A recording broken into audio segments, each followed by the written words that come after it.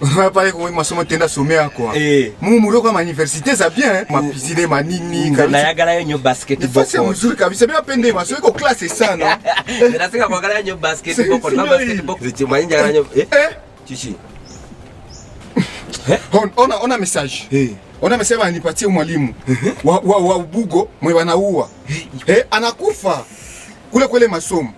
Anakufa alikuwa professeur pale kule masomo. Sitaka nafaduka gene batutireyo hapa watu ya Mumuro so aliko shipa kenye tulikuwa tafuta niko tafuta ba étranger kwa meka ni piège unaona sasa mbutike ozama katagera tusaba tiketi ama tusaba tiketi tusaba nina ngamu ndio ile sasa utwa katika kingana wewe wao kuna kwa nini hapa kitu gani achilia kwa heri yakwa ni mtu estoka kidogo akute amani sijui mwalimu anasema nakufa huyo.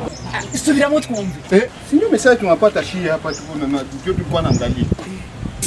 Jewe nivyo ndi professor wa kuri university. Ariko Jesse ndi munyabuko. Ndi munyarusanga.